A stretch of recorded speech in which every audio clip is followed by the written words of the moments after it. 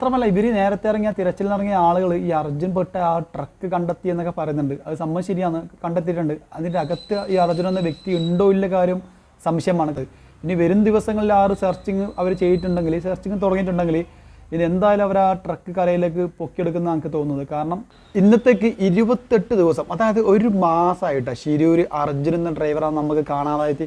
അദ്ദേഹത്തിൻ്റെ ഇപ്പോഴത്തെ അവസ്ഥ എന്താണെന്ന് നമുക്ക് ആർക്കും അറിയില്ല. ഞാൻ ഇടയ്ക്കിടയ്ക്ക് യൂട്യൂബിൽ അല്ലെങ്കിൽ എന്താ പറയുക ഗൂഗിളിലൊക്കെ സെർച്ചാക്കി നോക്കലുണ്ട്. അദ്ദേഹത്തിൻ്റെ മാറ്റർ എന്തെങ്കിലും ന്യൂസിലൊന്നും വന്നിട്ടുണ്ടോ അങ്ങനെയൊക്കെ നോക്കാറുണ്ട്. അപ്പോൾ അങ്ങനെ നോക്കിയ സമയത്ത് ഇന്നലെ ഒരു ന്യൂസ് ഞാൻ കണ്ടായിരുന്നു. 24 hours ചാനലിൻ്റെ ഒരു ന്യൂസാണ്. എന്തായാലും നമുക്ക് ജസ്റ്റ് നോക്കാം. എന്തായാലും ഗംഗാവലിപ്പുഴയിലെ ശക്തമായ അടിയൊഴുക്കിനെ തുടർന്ന് ഷിരൂരിൽ തിരച്ചിൽ താൽക്കാലികമായി നിർത്തിയിരുന്നു. തിരച്ചിൽ അവസാനിപ്പിച്ചിട്ട് 11 ദിവസമായി. അടിയൊഴുക്ക് കുറഞ്ഞാൽ തിരച്ചിൽ വീണ്ടും തുടങ്ങാമെന്നായിരുന്നു ജില്ലാ ഭരണകൂടത്തിന്റെ വിശദീകരണം. കഴിഞ്ഞ 2 ദിവസമായി ഷിരൂരിൽ മഴ മാറി നിൽക്കുകയാണ്. ഗംഗാവലിയിലെ അടിയൊഴുക്ക് 4 നോട്ട്സായി കുറഞ്ഞു. ഈ സാഹചര്യത്തിലാണ് ദൗത്യം വീണ്ടും ആരംഭിക്കാനുള്ള ആലോചന. അവർ ഇന്ന് എനിക്ക് ഈ ട്രിലോക് ചന്ദ്രൻ എന്നറിയുന്ന സ്പെഷ്യൽ ഓഫീസർ ഉറപ്പ് നൽകിയത് ഉത്തര കർണാടക DCയുമായി സംസാരിച്ചിട്ട് 2 ദിവസം കഴിഞ്ഞിട്ട് എന്തായാലും അവിടെ തെരച്ചിൽ ആരംഭിക്കും. ഈശ്വർ മൽപ്പ അടക്കമുള്ള ലോക്കൽ മീൻപിടുത്തക്കാരായ ആളുകളോട് മുങ്ങൽ വിദഗ്ധരെ മുങ്ങാനുള്ള അവസരം നൽകും. 2 ദിവസം കൂടി കാത്തിരുന്നാൽ അടിയൊഴുക്ക് 3 നോട്ട്സായി കുറയുമെന്നാണ് ജില്ലാ ഭരണകൂടത്തിന്റെ വിലയിരുത്തൽ. 3 നോട്ട്സായാൽ പുഴയിലിറങ്ങിയുള്ള തെരച്ചിലിന് മുങ്ങൽ വിദഗ്ധൻ ഈശ്വർ മാൽപേക്ക് അനുമതി നൽകാനാണ് തീരുമാനം. കൊച്ചി, കാർവാർ നേവൽ ബേസുകളെ സംയോജിപ്പിച്ച് തെരച്ചിൽ നടത്താനുള്ള ശ്രമങ്ങളും നടക്കുന്നുണ്ട്. ഓക്കെ, 11 ദിവസമായി അവിടെ തിരച്ചിൽ സ്റ്റോപ്പാക്കിയിട്ട് എന്നാണ് അവർ പറയുന്നുണ്ട്. അതിന് കാരണം എന്ന് പറഞ്ഞാൽ ഈ ഗംഗാബാലി എന്ന പുഴയിൽ ഒഴുക്ക് അതിശക്തമായത് കൊണ്ട് അവർക്ക് അവിടെ സെർച്ച് ചെയ്യാൻ പറ്റുന്നില്ല എന്നൊക്കെ കാരണം അവർ പറയുന്നത്. ശരിക്കും പറഞ്ഞിട്ടുണ്ടെങ്കിൽ നമ്മൾ കേരള സർക്കാർ ഈ ഒരു കേസ്, അതായത് അർജുൻ്റെ കേസ് വലിയ രീതിയിൽ പരിഗണിക്കുന്നില്ല. ആ സത്യം പറഞ്ഞാൽ കാരണം വെച്ചാൽ അതിന് വേറെ ഇഷ്യൂസും ഉണ്ട്. നമ്മുടെ വയനാട് ദുരന്തം, ആ ഒരു ദുരന്തം നമ്മൾ കേരളക്കരെ നെട്ടിച്ചൊരു ദുരന്തമാണ്. അപ്പോൾ എല്ലാവരും സ്വാഭാവികമായിട്ടും എല്ലാവരും ആ ഒരു ശ്രദ്ധ ആ ഒരു വയനാടേക്ക് കൊടുത്ത്. അപ്പോൾ അതുകൊണ്ട് ഓട്ടോമാറ്റിക്കായി ഇവിടുത്തെ എന്താ പറയുക രക്ഷാപ്രവർത്തനം നമ്മൾ വലിയ ഡിമാൻഡ് ആക്കുന്നില്ല. അതാണ് സത്യം. അതിൽ നമുക്ക് സർക്കാരിനെ കുറ്റം പറയാൻ പറ്റില്ല. കാരണം വെച്ചാൽ ഇത്രയും വലിയ കേരളം കണ്ട അല്ലെങ്കിൽ ഇന്ത്യ കണ്ട ഏറ്റവും വലിയ ദുരന്തം നമ്മളെ വയനാട് നടന്നത്. അപ്പോൾ ആ ഒരു സമയത്ത് ആരും ഈ ഒരു എന്താ പറയുക ഷിരൂർ നടന്ന ഒരു അപകടത്തെക്കുറിച്ച് ചിന്തിക്കൂല, അല്ലെങ്കിൽ അതിനെക്കുറിച്ച് വലിയ ശ്രദ്ധയൊക്കെ കൊടുക്കൂല. കാരണം നമുക്ക് ഇവിടെയാണല്ലോ വലുത്. കാരണം ഇത്രയും ജീവങ്ങൾ, എത്ര 400 സംതിങ് ആൾക്കാർ കൊല്ലപ്പെട്ടു ക്രൂരമായിട്ട് വയനാട്. അപ്പോൾ ആ ഒരു സമയത്ത് നമ്മളെ മൈൻഡ് ഫുള്ളും വയനാടൊക്കെ പോയി ഫോക്കസ് ചെയ്ത്. പക്ഷേ ഇപ്പോൾ കുറേ ആൾക്കാർ ഇദ്ദേഹത്തിനെ കുറിച്ചുള്ള ന്യൂസ് എന്തായാലും കാര്യങ്ങൾ ചോദിക്കുന്നുണ്ട്, അല്ലെങ്കിൽ സെർച്ച് ചെയ്യുന്നുണ്ട്. അപ്പോൾ ആ ഒരു കാര്യം കൊണ്ടാണ് ഞാനൊരു വീഡിയോ ചെയ്യുന്നത്. പിന്നെ ഞാൻ ഈ ഒരു വീഡിയോ ചെയ്യുന്നത് വെച്ചാൽ അർജുനെ എന്താ പറയുക നമുക്ക് റീച്ച് കിട്ടാനോ നമുക്ക് പൈസ കിട്ടാമെന്നല്ല. ഞാൻ ഈ ഇടക്കിടക്ക് ഞാൻ ഈ അർജുൻ എന്ന് പറയുന്ന വ്യക്തിനെ കുറിച്ചുള്ള ന്യൂസ് ഞാൻ ഈ സോഷ്യൽ മീഡിയയിൽ സെർച്ച് ചെയ്ത് നോക്കലുണ്ട്, യൂട്യൂബിൽ സെർച്ച് ചെയ്ത് നോക്കലുണ്ട്. ഞാൻ ഡെയിലി നോക്കാറുണ്ട്. അങ്ങനെ കിട്ടിയ നമുക്ക് ഈ പറഞ്ഞ ഈ ഒരു ന്യൂസ്, ആ ഒരു ന്യൂസിൽ അവസാനം സംസാരിച്ച് വെച്ചാൽ നമ്മളെ മഞ്ചേശ്വരം MLA അസർഫ് സാറാണ് കേട്ടോ. അദ്ദേഹം പറഞ്ഞു വെച്ചാൽ നമ്മളെ കേരള സർക്കാർ മാത്രം വിചാരിച്ചുകൊണ്ട് മാത്രം ഈ ഒരു സെർച്ചിങ് പുനഃസ്ഥാപിക്കാൻ പറ്റില്ല, കർണാടക സർക്കാരും കൂടി വിചാരിക്കണം എന്നാണ് കേട്ടോ അദ്ദേഹം പറഞ്ഞത്.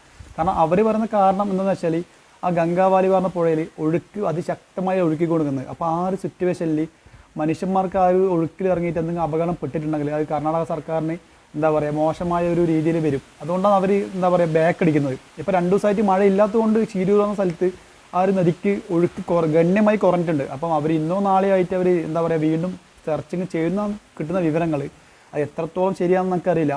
ഇന്ന് രാവിലെ ഒരു ന്യൂസും കൂടി കണ്ടിട്ടുണ്ടായിരുന്നു. അതെന്തായാലും നമുക്ക് നോക്കാം.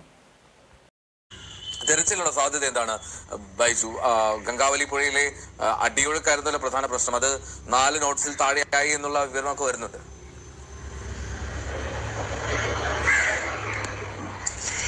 Good morning Eldho. തീർച്ചയായും ഇന്ന് വളരെ നിർണായക ദിവസമാണ്. അർജുനായുള്ള തിരച്ചിൽ പുനരാരംഭിക്കുന്നത് സംബന്ധിച്ച് ബംഗളൂരുവിൽ ഇന്ന് ഉന്നതതല യോഗം ചേരുന്നുണ്ട്. പ്രധാനമായും ഏത് രീതിയിലുള്ള തിരച്ചിലാണ് നടത്തേണ്ടതെന്നാണ് ഈ യോഗത്തിൽ ആലോചിക്കുന്നത്. അത് NDRF ആയിരിക്കും മേൽനോട്ടം വഹിക്കുക. ഇതിൽ ഏറ്റവും പ്രധാനം അടിയൊഴുക്കാണ്. ഗംഗാവലി പുഴയിലെ അടിയൊഴുക്ക് 4 നോട്ട്സിലേക്ക് എത്തിയെന്ന ഏറ്റവും പുതിയ വിവരമാണ് നമ്മൾക്കിപ്പോൾ ലഭിക്കുന്നത്. അത് നാവികസേനയുടെ ഉദ്യോഗസ്ഥർ ഇന്ന് ഒരിക്കൽ കൂടി പരിശോധിക്കുമെന്നാണ് അറിയുന്നത്. 11 മണിയോടുകൂടി നാവികസേനയുടെ സംഘം ഗംഗാവലി പുഴയിലെത്തി ഈ പരിശോധന നടത്തും. എന്തായാലും നാളെ തിരച്ചിൽ തുടരാനാണ് സാധ്യത. അതിനുള്ള സൂചനകളൊക്കെയാണ് നമുക്കിപ്പോൾ ലഭിക്കുന്നത്. എന്തായാലും നാവികസേന ഉദ്യോഗസ്ഥർ ഈ കാര്യത്തിൽ ഇന്ന് നടത്തുന്ന പരിശോധനയും നിർണായകമാണ്. 4 നോട്ട്സ് എങ്കിൽ പരിശോധന തുടരാമെന്നാണ് നാവികസേന വ്യക്തമാക്കിയിരിക്കുന്നത്. ഒപ്പം ഈശ്വർ മൽപ്പ കൂടി ഈ തെരച്ചിലിൽ ഉണ്ടാകും. ഈശ്വർ മൽപ്പയുടെ നേതൃത്വത്തിലായിരിക്കും തെരച്ചിൽ നടക്കുക. നാവികസേന ഇവർക്ക് സഹായം നൽകും.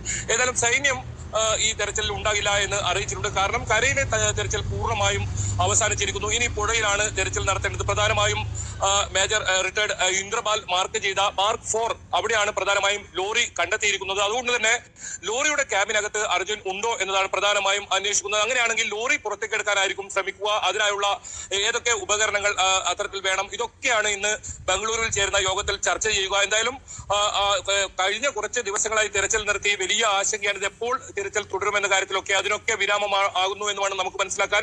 എന്തായാലും ഈ പ്രദേശത്ത് കൊങ്കൺ മേഖലയിൽ മഴ കഴിഞ്ഞ കുറച്ച് ദിവസങ്ങളിലായി കുറഞ്ഞിട്ടുണ്ട്. അത് തന്നെയാണ് ഇതിൽ തിരച്ചിൽ വീണ്ടും പുനരാരംഭിക്കാനുള്ള ഒരു കാരണവും. ഏതായാലും ബന്ധുക്കൾ ഉൾപ്പെടെയുള്ളവർ ഇന്ന് രാത്രിയോടുകൂടി ഷിരൂരിൽ എത്തുന്നുണ്ട്. ജിതിൻ ഉൾപ്പെടെ ഷിരൂരിൽ എത്തുമെന്നാണ് അറിയിച്ചിട്ടുള്ളത്. ലോറി ഉടമയായ മനാഫ് ഇപ്പോഴും ഷിരൂരിൽ തന്നെയുണ്ട്. എന്തായാലും പുതിയ ദൃശ്യങ്ങൾ നമുക്ക് വന്നിട്ടുണ്ട്. ആ ദൃശ്യങ്ങളിൽ കാണാം പുഴയിൽ നീരൊഴുക്ക് കുറഞ്ഞ് ഒഴുക്ക് തീരെയില്ലാത്ത ഒരു സാഹചര്യം തന്നെയാണുള്ളത്. കഴിഞ്ഞ ദിവസമൊക്കെ വലിയ രൗദ്രഭാവത്തോടെയായിരുന്നു ഈ ഗംഗാവലി പുഴ ഒഴുകുന്ന ഒരു സാഹചര്യം ഉണ്ടായത്. അതൊക്കെ മാറി ആ ഒഴുക്ക് പൂർണ്ണമായും കുറഞ്ഞ ഒരു സാഹചര്യം തന്നെയാണ്. അതുകൊണ്ട് തന്നെ വളരെ അനുകൂലമായ കാലാവസ്ഥ തന്നെയാണ്. ഏതെങ്കിലും തരത്തിൽ വരുന്ന സമയങ്ങളിൽ വലിയ തോതിൽ മഴ ഉണ്ടാകാൻ വരികയാണെങ്കിൽ അത് വലിയ പ്രതികൂലമായി തന്നെ ബാധിക്കും. എൽദോ സൂചിപ്പിച്ചതുപോലെ 28 ദിവസമായിരിക്കുന്നു അർജുൻ കാണാമറയത്ത് ആയിട്ട്. ഓക്കെ, ഈ ഒരു ന്യൂസ് കണ്ട സമയത്ത് എനിക്ക് തോന്നിയ കാര്യം എന്താണെന്ന് വെച്ചെങ്കിൽ ഇന്ന് തിങ്കളാഴ്ച, തിങ്കൾ, ചൊവ്വ, ബുധൻ, വ്യാഴം, വെള്ളി ഈ ഒരു 5 ദിവസവും അർജുന് വേണ്ടി അവിടെ തിരച്ചിൽ ആരംഭിക്കില്ല എന്ന കാര്യം തന്നെയാണ്. കാരണം എന്ന് വെച്ചാൽ ഈ അർജുൻ എന്ന വ്യക്തിയെ അവിടെ തിരച്ചിൽ സ്റ്റോപ്പാക്കിയതിനെതിരെ, അതായത് നിർത്തിവെച്ചതിനെതിരെ അർജുൻ്റെ ഫാമിലി കർണാടക കോടതിക്ക് ഒരു ഹർജി കൊടുത്തിട്ടുണ്ട്. ആ ഒരു കേസ് കർണാടക സർക്കാർ അല്ല കർണാടക കോടതി ഇന്ന് പരിഗണിച്ചിട്ടുണ്ടെങ്കിൽ 2 ദിവസം വരും അതിൻ്റെ റിസൾട്ട്, അതിൻ്റെ കാര്യങ്ങൾ എന്താണെന്നുള്ള കാര്യം അറിയാൻ വേണമെങ്കിൽ. അപ്പോൾ സ്വാഭാവികമായിട്ടും ഈ അർജുന് വേണ്ടിയുള്ള തിരച്ചിൽ പുനഃസ്ഥാപിക്കാൻ വേണ്ടി ഇതിൽ സമയം അല്ലെങ്കിൽ ദിവസം വേണ്ടി വരും. ഇതിലിപ്പോൾ കേരള സർക്കാരിനെ കുറ്റം പറ്റി യാതൊരു കാര്യമില്ല. കാരണം ഇതിൽ നടക്കുന്ന കാര്യങ്ങൾ വെച്ചാൽ കർണാടക സർക്കാരിൻ്റെ കീഴിലാണ്. കാരണം കേരള സർക്കാരിന് വേണമെങ്കിൽ ജസ്റ്റ് ഒന്ന് അവരെ പുഷ് ചെയ്യാം, അല്ലെങ്കിൽ അവർക്കൊന്ന് സമ്മർദ്ദം കൊടുക്കുക. അതുകൊണ്ട് വേറെ കാര്യമൊന്നുമില്ല. അവരെപ്പോൾ തീരുമാനിക്കണം ഈ സെർച്ച് ചെയ്യണം എന്നുള്ളത്, അപ്പോൾ ഈ സെർച്ച് ചെയ്യാൻ പറ്റും. ഇനി അർജുൻ എന്ന വ്യക്തി ജീവനോട് ഉണ്ടോ ഇല്ല കാര്യം നമുക്ക് ആർക്കും പറയാൻ പറ്റില്ല. എൻ്റെ അഭിപ്രായത്തിൽ അദ്ദേഹം ആ ഒരു ക്യാബിനിൽ പെട്ടിട്ടുണ്ടെങ്കിൽ അദ്ദേഹം ജീവനോട് ഉണ്ടാവാൻ ചാൻസ് വളരെ കുറവാണ്. കാരണം ഇത്ര ദിവസമായില്ലേ, ഇനി കിട്ടലില്ല, എന്താ പറയുക, വൻ ടാസ്ക്കാണ്. പിന്നെ ഇദ്ദേഹത്തിൻ്റെ ഫാമിലിൻ്റെ അവസ്ഥയെ നമ്മൾ ആലോചിക്കണ്ടേ. ഇദ്ദേഹം മിസ്സായിട്ട് ആ കാണാതായിട്ട് നമ്മൾക്ക് ഇത്ര വിഷമം ഉണ്ടെങ്കിൽ അദ്ദേഹത്തിൻ്റെ ഫാമിലിൻ്റെ കാര്യം പറയണം. ഇവർ എത്രയും പെട്ടെന്ന് ആ ഒരു രക്ഷാപ്രവർത്തനം പുനഃസ്ഥാപിക്കട്ടെ എന്ന് നമുക്ക് ആഗ്രഹിക്കാം, അല്ലാണ്ട് വേറൊന്നും ചെയ്യാൻ പറ്റില്ല.